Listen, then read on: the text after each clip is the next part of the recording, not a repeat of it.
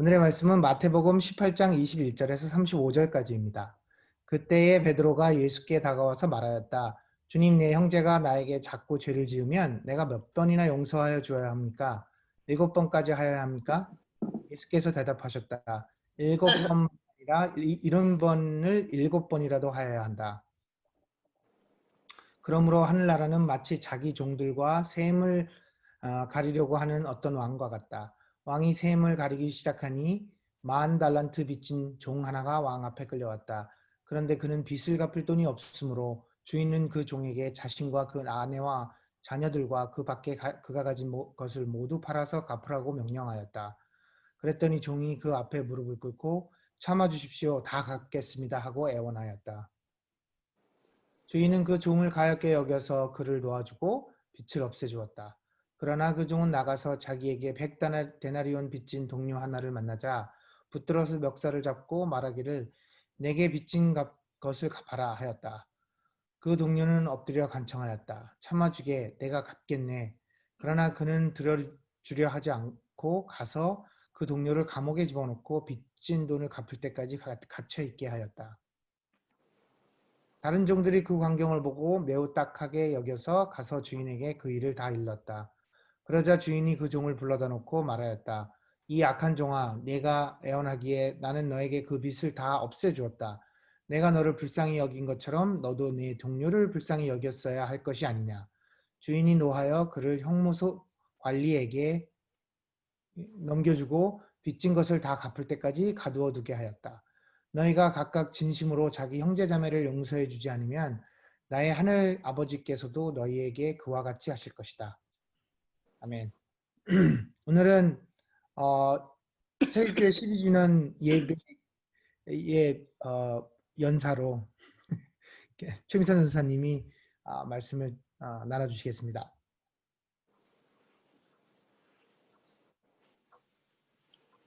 안 들려. 뮤트. 뮤트. 네, 저도 이번 트렌드에 맞춰서 PPT를 준비했거든요. 그래서 화면을 공유하도록 하겠습니다. 잠시만요.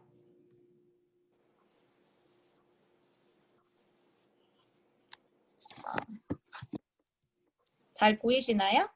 네.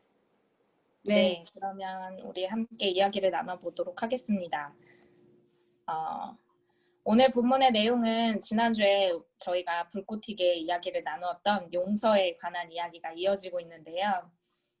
오늘 본문에서 베드로는 예수께 다가와서 묻습니다.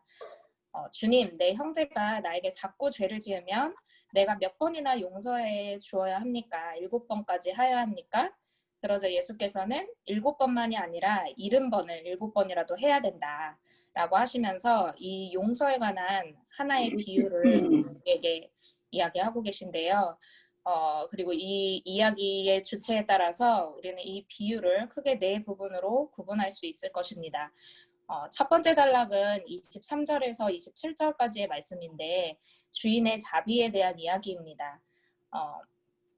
10,000달란트를 빚진 종이 왕 앞에 끌려왔고 그리고 그 가진 것을 모두 팔아서 다 갚으라고 명령했습니다.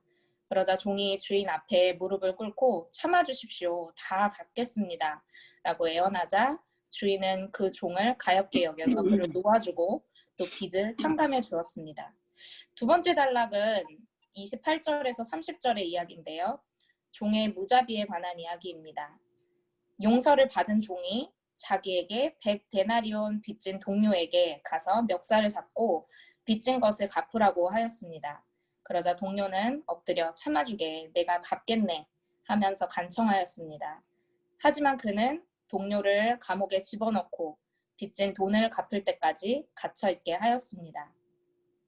그리고 세 번째 단락은 31절에서 34절의 말씀인데요. 용서의 철회에 관한 이야기입니다. 다른 종들이 이 광경을 보고 매우 딱하게 여겨서 그 동료를 매우 딱하게 여겨서 가서 주인에게 그 일을 다 알렸습니다. 그리고 주인은 그 종을 불러다 놓고 이 악한 종아, 네가 애원하기에 나는 너에게 그 빚을 다 없애주었다. 내가 너를 불쌍히 여긴 것처럼 너도 네 동료를 불쌍히 여겼어야 할 것이 아니냐 하면서 노합니다. 그래서 주인은 그 종을 형무소 관리에게 넘겨주고 또 빚진 것을 다 갚을 때까지 가두어 두게 하였습니다. 그리고 마지막 네 번째는 35절에 결론이 나오는데요. 용서에 관한 결론을 말씀하십니다. 너희가 각각 진심으로 자기 형제자매를 용서해주지 않으면 나의 하늘 아버지께서도 너희에게 그와 같이 하실 것이다. 그런데 여기에서 우리는 용서에 관한 모순적인 부분을 한번 생각해 볼 수 있을 것입니다.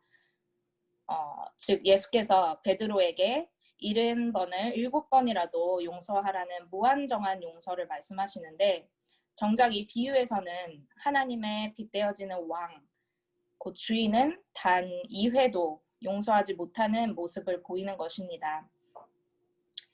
용서에 관한 이런 모순적인 이야기를 통해서 오늘 본문은 우리에게 어떤 메시지를 전하고자 하는 것일까요? 우리가 한번 생각해 보았으면 좋겠습니다. 그래서 자세히 좀 보려고 하는데요. 첫 번째 토픽은 주인과 종에 대해서 한번 생각해 보려고 합니다. 첫째 단락의 이야기를 이끌어가는 인물은 주인입니다. 즉 셈을 가리고 또 명령하고 가엾게 여기고 놓아주고 탕감해주는 주체는 모두 주인입니다. 그에 반해서 종은 주인 앞으로 끌려오고 무릎을 꿇고 엎드려서 조금만 참아달라고 애원하는 피동적인 존재이고 또 약자로 그려집니다. 하지만 둘째 단락에서 이야기를 이끌어가는 인물은 종으로 전환이 됩니다. 그는 나가서 동료 종을 발견하고 붙잡고 목을 조르고 또 돈을 다 갚을 때까지 감옥에 가두어두는 주체적 존재로 전환됩니다. 즉 철저하게 무기력한 피동적 존재에서 철저하게 전능한 주체적인 존재로 전환된다는 것은 다시 말하면 종이 마음만 먹었으면 얼마든지 자기가 원하는 대로 할 수 있었다는 것을 보여주는 것입니다. 그래서 그러니까 동료 종에 대한 그 행동에 대해서 전적인 책임을 져야 한다는 것을 보여줍니다. 즉 내가 너를 불쌍히 여겼던 것처럼 네가 내 동료 종을 불쌍히 여기는 것이 마땅하지 않느냐 하는 주인의 추궁은 종이 주체적으로 행동할 수 있는 존재임을 전제로 하고 또 마땅하다라는 표현을 통해서 동료에 대한 용서의 당위성이 강조되고 있는 것입니다. 사실 종이 주인에게 모두 갚겠다고 했던 그 10,000데나리오는 갚기에 현실적으로 불가능한 금액이었습니다. 예를 들면 홀트그레는 10,000 달란트의 금액 변제에 걸리는 시간을 200,000 년이라고 계산하였고 또 스노글라스는 164,000년 그리고 예레미야스의 계산에 따르면 약 32만 년의 상환 기간을 필요로 한다고 합니다. 즉 10,000 달란트라는 돈은 변제 불가능이라는 의미로 제시된 금액이라고 보는 것이 적절할 것입니다. 그런데 여기에서 반전이 있어요. 종이 엎드려서 탄원을 한 결과로 주인이 그 빚을 탕감해 준 것이 아니라 종의 태도나 반응과는 아무 상관없이 주인이 자비를 베풀었다는 것입니다.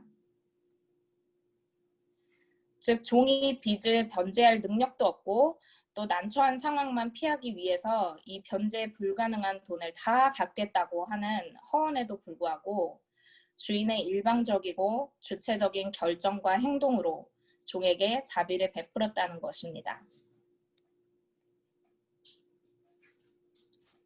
그렇다면 두 번째, 종과 동료에 대해서 살펴보겠습니다. 빚의 탕감을 받은 종은 그의 동료에게 어떻게 했지요? 왕은 종을 불쌍히 여기고 또 풀어주고 탕감해주는 행동을 했지만 종은 동료의 부탁을 거절하고 옥에 가두고 빚을 갚도록 합니다. 사실 동료가 진 빚은 100데나리온이었습니다. 한 데나리온은 일꾼의 하루치 품삯인데 넉 달 정도의 급료에 해당한다고 합니다. 즉, 이 금액은 시간이 허락되면 충분히 상환이 가능한 금액이었습니다. 그렇기 때문에 동료가 종에게 부탁하는 요청은 충분히 납득할 수 있는 것이었고 또 상환에 대한 약속 또한 충분한 실현 가능성이 있는 것이었습니다. 하지만 종은 동료의 요구를 묵살하고 조금의 자비도 베풀지 않았습니다. 다시 말해서 왕은 종의 태도나 행동에 상관없이 무조건적으로 철저하게 자신의 주체적 판단과 결정에 따라 용서한 반면에 종은 동료를 일방적으로 그리고 철저하게 자기의 주체적 결정에 따라서 무자비하게 용서하지 않았다는 점을 우리는 발견하게 됩니다. 즉, 용서의 자비를 베풀었는지 그렇지 않았는지에 대한 차원을 넘어서 주인과 종은 각각 자신들의 주체적 결정에 따라서 행동했다는 것에 주목해야 할 것입니다. 그 결과는 어떻습니까? 왕과 종의 행동이 주체적 결정에 따른 행위라고 한다면 그 행위에 따른 칭찬이나 심판 역시 스스로 자초한 것이 될 것입니다. 즉, 종이 동료에게 보여준 무자비의 행위가 주체적 결정에 의한 것이듯 그가 왕으로부터 받게 되는 용서의 철회 역시 자기가 자초한 것이 되는 것입니다. 33절은 내가 너를 불쌍히 여겼던 것처럼 네가 네 동료 종을 불쌍히 여기는 것이 마땅하지 않느냐라고 무자비한 종을 꾸짖으면서 왕의 주체적인 용서의 모습이 바로 그 종이 마땅히 따라야만 하는 필수적인 요건이었음을 이야기하고 있습니다. 하지만 종은 자기 스스로 그 왕에 보여주었던 무조건적 자비가 아닌 반대로 무자비의 행동을 선택했고 그 결과는 결론부인 35절에 일반화되어서 제시가 됩니다. 즉, 너희가 너희 형제들에게 취하는 행동은 이제 하늘에 계신 아버지께서 너희에게 취하는 행동의 기준이 된다는 것입니다.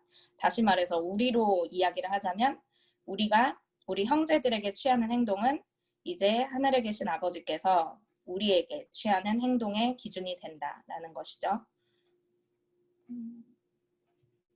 결국에 동료에게 무자비했던 종은 빚진 것을 다 갚을 때까지 형무소에 갇히게 되었습니다.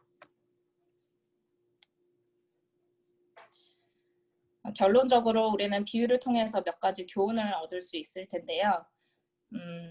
첫 번째로는 용서는 새로운 삶의 시작을 뜻한다는 것을 알 수 있습니다. 주인은 무조건적인 자비로 인해서 종의 빚을 탕감해 줌으로써 그가 앞으로의 삶을 새롭게 살아갈 수 있도록 힘을 실어주었습니다. 두 번째는 용서. 용서는 사람을 노예로 삼지 않는 것이다 라는 교훈이 있을 것입니다. 주인은 종의 빚을 탕감해 줌으로써 종속되었던 노예의 위치에서 그를 해방시켜 주었습니다.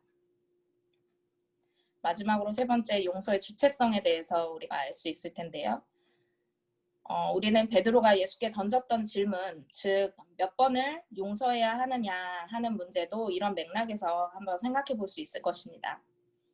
하나님께서 우리에게 주시는 용서는 70번씩 7번일 만큼 그 횟수가 무제한이지만 그 무제한적으로 주어진 용서를 유효하게 만드는 것은 옆 사람을 향한 그리고 우리의 이웃을 향한 우리의 주체적인 태도에 달려 있다는 것입니다. 예수님은 그의 공생의 사역을 시작할 때 죄를 용서받게 하는 회개의 세례를 받았습니다. 그리고 그의 정체성을 하나님의 아들로 확고히 했고 그때부터 그리스도로서 새로운 삶을 살았습니다. 그리고 이 비유를 통해서 말씀하시는 것은 만약에 우리가 용서받은 종처럼 새로운 삶의 기회를 얻었다면 우리도 다른 이들을 종속과 노예의 삶으로부터 해방하고 서로 용서하라 하고 말씀하십니다. 옆 사람을 용서하고 또 이웃을 용서하는 행위는 결국 나 자신이 용서를 받았으며 또 새로운 삶을 살아가고 있다는 증거가 될 것입니다. 마지막으로 우리 세길의 생일을 맞이한 오늘 나 자신을 먼저 용서하고 또 가까이에 있는 가족과 친구들을 용서함으로써 주체적인 용서의 삶을 새롭게 우리가 오늘 다짐할 수 있기를 기도합니다.